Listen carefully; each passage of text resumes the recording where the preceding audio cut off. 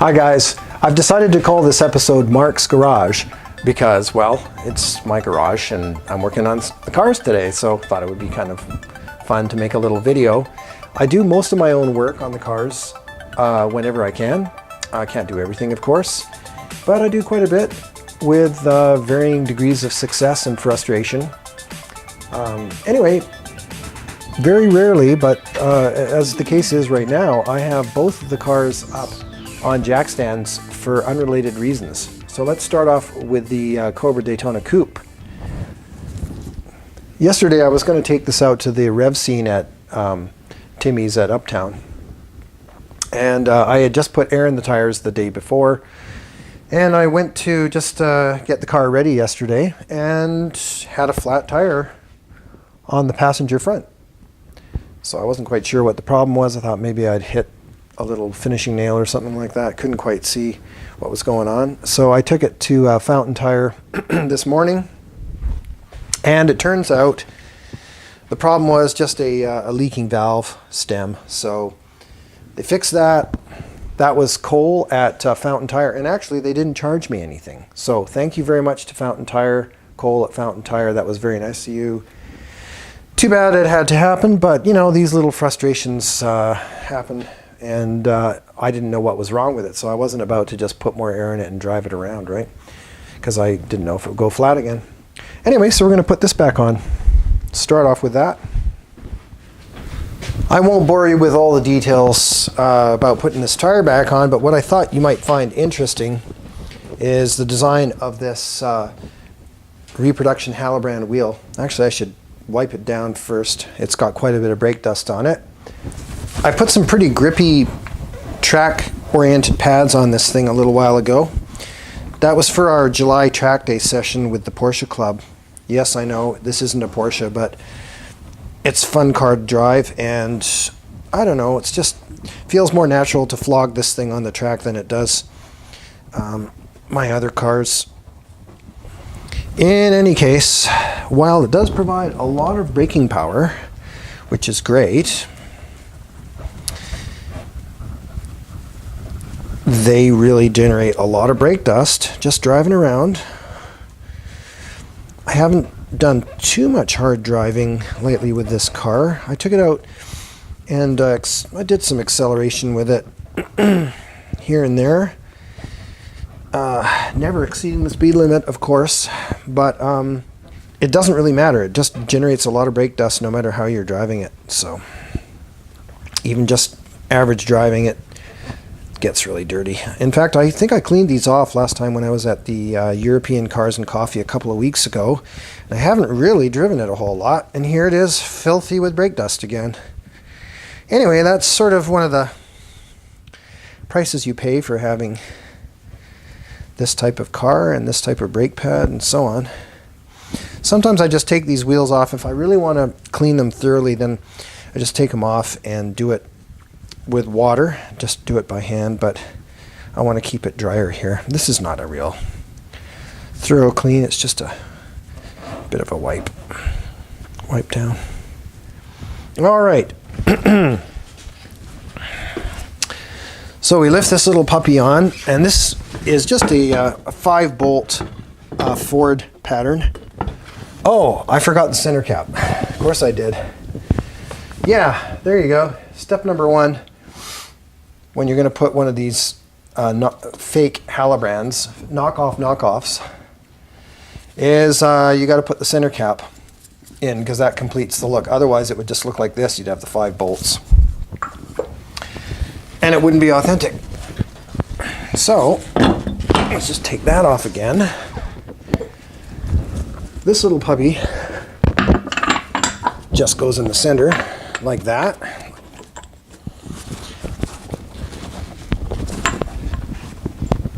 And then we just lift it back on. Boom. Okay. I'll show you this whole procedure. All right, so we'll just tighten up the bolts to start off with.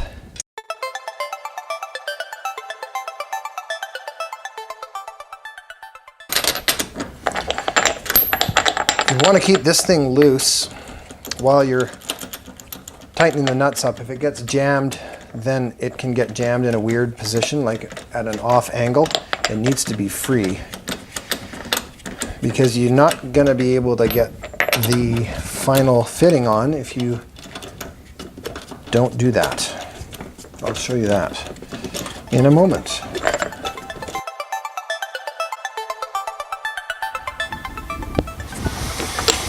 So far, so good.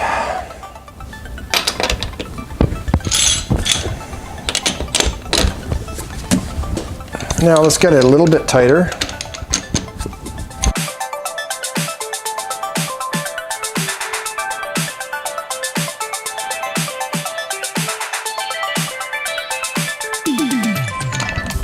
All right,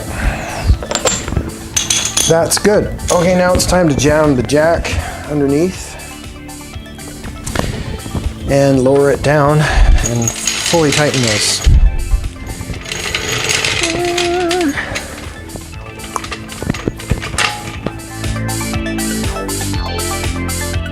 There we go. Okay, comes out. Got a little piece of fabric here, in this case, on top of the jack, just so it doesn't scratch the powder coat at the bottom of the frame there. And down she comes. We'll lower it just down to the point where the wheel will not turn, but we don't have full weight of the car. Yeah, that'll do it.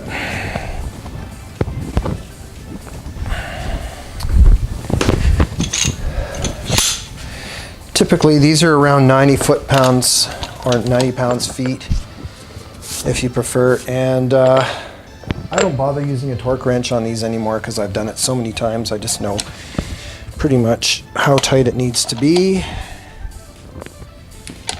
And no, I don't use power tools on these. I'm just kind of old school.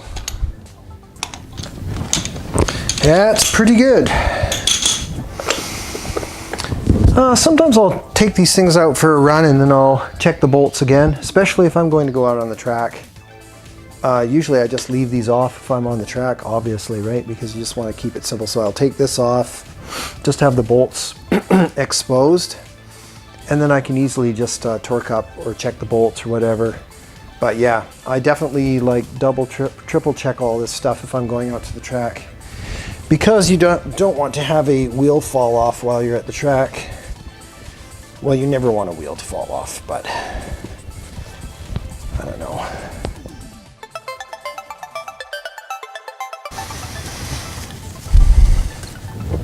All right, now for this part of the operation, this is kind of a neat design of Factory 5 cars here. So this piece covers up all those bolts. There you see, and from a couple of feet away, they vanish.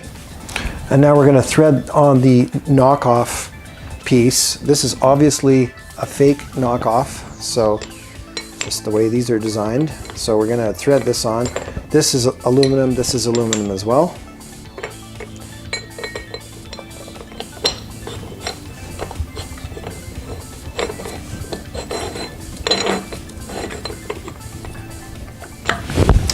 Now when you can get, I use these gloves partly because it gives you really good grip on the aluminum. I made the mistake one time of putting some silicone lube on here, and of course I couldn't get any grip, so I had to wash all that off. And the reason is because I find that sometimes it's a little sticky just getting it threaded, and then once you've got enough of this center cap sticking out, you can actually just use your fingers for the rest of it, and it starts to come quite easily. There we go. And then we're all the way done, and I get that fairly tight so it's not gonna spin around. And the final step in this process is to tighten it up with a little Allen key. So yeah, that's that center cap I was telling you about, so that's nice and firm now. We just insert the Allen key and tighten that back up. I like to get these pretty firm too, because I don't want them loosening up at all with vibration or rotation or what have you. That should do it. So that is how you do a wheel on-off on this car. Now I'm just going to lower it back down all the way. And we are done with this particular car. Onward to the next. All right, now that's ready to roll. Onward to the Black Beast, which awaits us behind. Now the Black Beast is in a different situation here. As you may know, this is a 1929 Studebaker Erskine street rod. It was built by a guy named Bruce Anderson out of Langley, BC, a few years back. Anyway, so here's the source of the problem that I was dealing with. I haven't quite put this back on, but you can see the automatic transmission dipstick filler there, okay? And way down there it goes into the auto transmission. Let's turn this light on so we can see a bit better. All right. Getting under here. What we had happening, I had a sudden transmission oil leak last weekend.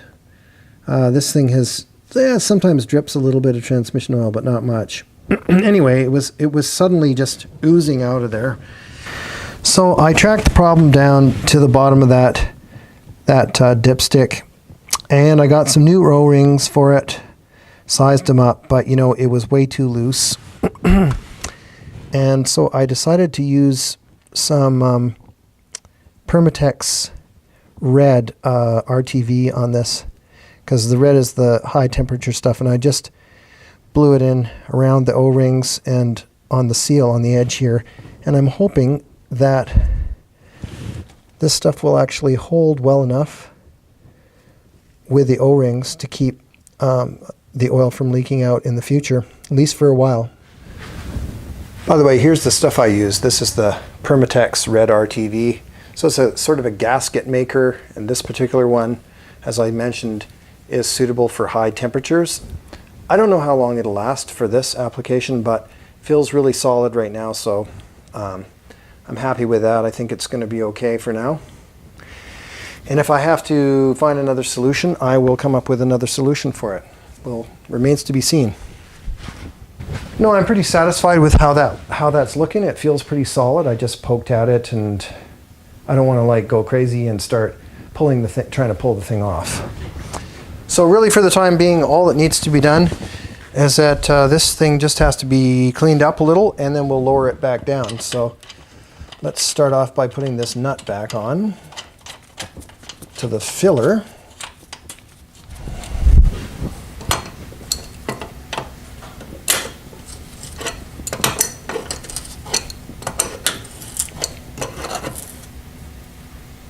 That's good.